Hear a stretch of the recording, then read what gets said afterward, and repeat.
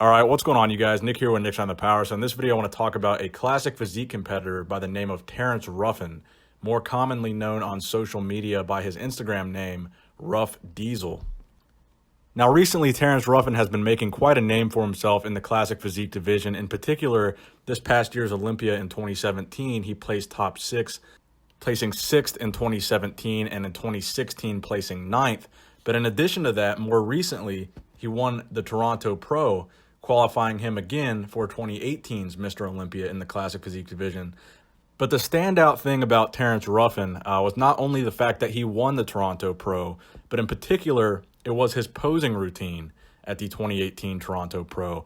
A lot of people were very impressed with the posing of Terrence Ruffin in Toronto, myself included. I mean, I love the direction that classic physique is headed, and this is a perfect example of classic physique bringing back that good classical posing that a lot of people feel men's open bodybuilding today is lacking. And I think Terrence Ruffin's posing routine at the Toronto Pro is a perfect example of that fact.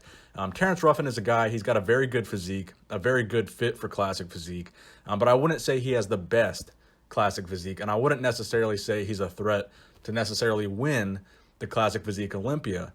But the impressive thing about him is with that posing, he makes his physique look even better. He highlights his strong points. He's able to hide his weaker points. And he's able to win shows, in my opinion, through that incredible posing.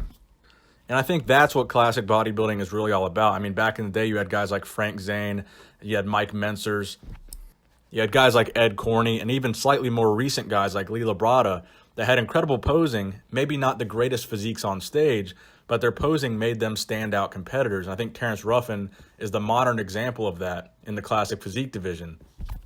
Now, I think although Terrence's upper body could certainly use some improvements to make him a top threat to the Mr. Olympia title, however, I think his strongest point would certainly be his legs. I mean, this guy has incredible size to his legs, incredible detail and separation in the quads and the hamstrings, and he's got calves as well. And I think another cool thing about Terrence Ruffin's posing is the fact that he embodies a lot of Lee Labrada's poses, and I mentioned Lee Labrada earlier for that reason, is I think Terrence Ruffin hits a lot of poses that Lee Labrada was mostly known for, and he pulls them off very, very well. So I'm very impressed with Terrence Ruffin, and I'm always excited to see someone bringing another level of competition to the Olympia because it makes the Olympia that much more interesting. I think classic physique as a division right now, you've got guys coming out of the woodwork that are crazy, crazy classic physiques. Guys like Wesley Vissers, guys like Regan Grimes jumping in classic physique, guys like Chris Bumstead. All of these guys look fantastic, and you can make an argument for all of these guys being the embodiment of classic physique. And I think the other interesting thing about classic physique is the fact that because it's such a new division, I think the Olympia winner is going to change a lot as the judges really nail down what kind of physique they're looking for, what the standards are, and who's going to set those standards by winning the Mr. Olympia. So I think the next 5 years or so in classic physique are going to be an interesting couple of years, unlike men's open bodybuilding, where you have the same guy winning over and over again. I think we're going to have a lot of different champions in classic physique. I mean, it's only been around for 2 years at the Olympia, and we've already had 2 different champions. And honestly, in 2018, I think classic physique is posed to have a new Mr. Olympia. Not to say Breon Ainsley isn't a great champion, but I think there's so many guys coming up, nipping at his heels. I think he certainly has his hands full at the 2018 Mr. Olympia. So let me know what you guys think in the comment section below about Terrence Ruffin's posing routine at the Toronto Pro Super Show. Thank you guys for watching the video. I hope you enjoyed it.